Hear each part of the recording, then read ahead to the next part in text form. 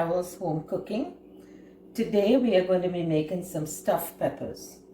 So my ingredients would be, I'm using ground chicken. You can also use ground beef or whatever meat of your choice. I have some Worcestershire sauce. I have some hot chilies. I have some paprika. I have some all-purpose seasoning. I have some chopped basil. I have olive oil, some tomato sauce, some green seasoning, some ginger powder, some ground garlic, green onion or chives. I have chopped onion, cabbage. I have one grated carrot and cheese. Okay, so that's what we're going to be using to make this dish. This is my version of it. This is not the traditional way of doing it. Everybody have their own special way of doing it. To get started, we have a saucepan on the stove. We're going to put the heat to medium high. To that, we're going to add olive oil. You can use any oil of your choice. I'm using olive oil today. Allow that to get heated before we add our ingredients. So the oil is heated. We're going to add our ground chicken.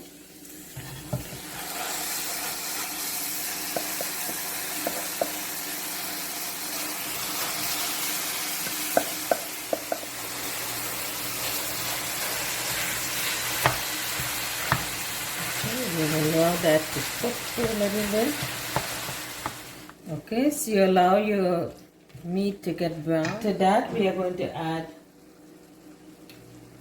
our all-purpose seasoning. We are going to add our paprika. We are going to add our ginger powder. We're going to add our chilies, our grated garlic, chopped garlic.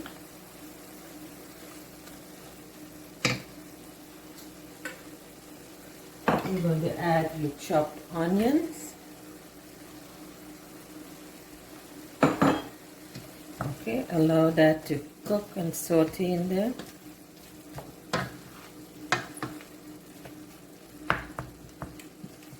To that, we are going to add our green seasoning.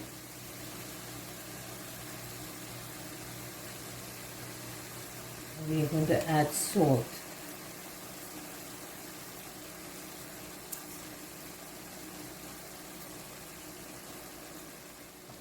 Okay, allow that to cook. It's coming on really good. To that, we are going to add now chopped celery.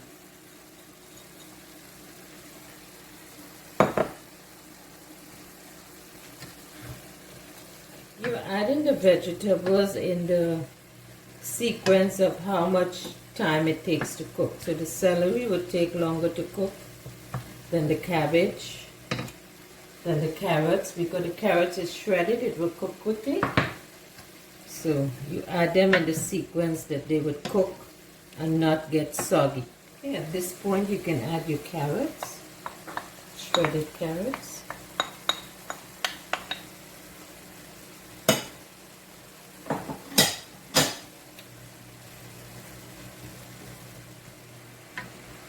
Next, you can add your cabbage.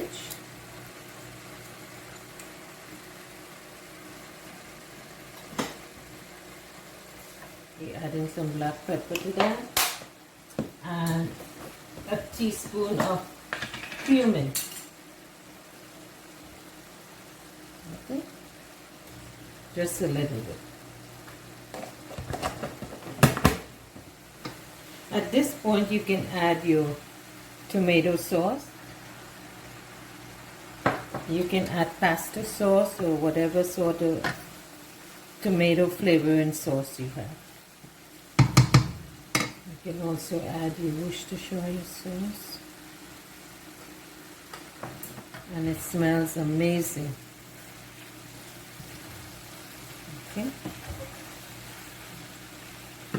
You can add whatever you would like to this, or you could eliminate whatever you don't want in it. So it's totally up to your choice. This is just one way of doing it. Every time I do this dish, I do it differently. So This is one way I do it. So that looks good. To that we are going to add our chopped chives or green onions. I have some chopped basil here, just for a little bit of flavor. Okay, mix that in really well. And we're going to cook this for about another 5 minutes or so, and this should be ready. While that is cooking there, I'm going to begin to prepare the peppers. These are red bell peppers in halves. De-seeded. Take out the seed and the stem, just like this. Here I have my dish that I'm going to bake it in. I'm going to grease that with some oil or butter or whatever you have.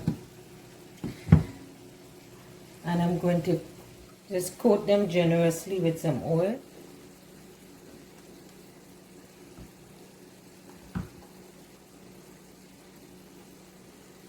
Okay, so we are going to check on this now. This looks good. Turn the stove off. And then we are going to fill our peppers.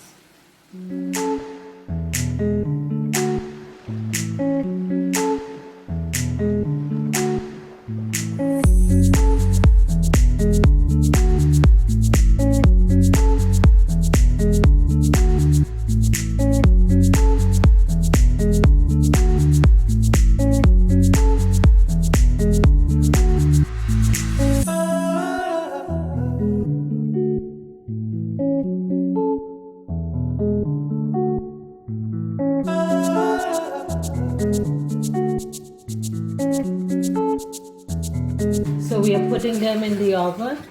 You notice I did one batch without cheese. That's because my daughter is dairy-free, so I'm not going to put cheese on one batch. So we're leaving in there for 20 to 25 minutes and we'll come back and check on it. So it's been about 25 minutes, a little more, about I would say 30 minutes. And we're going to take it out. Ooh, this is what it looks like. Okay. We have the other one that is without the cheese. I'm going to leave that in. We're going to transfer them onto a dish here.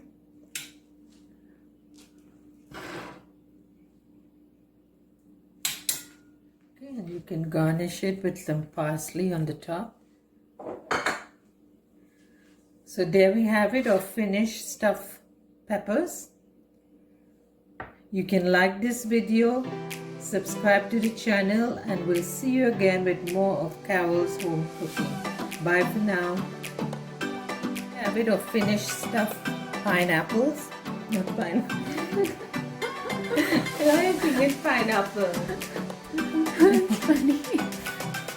Okay. Okay.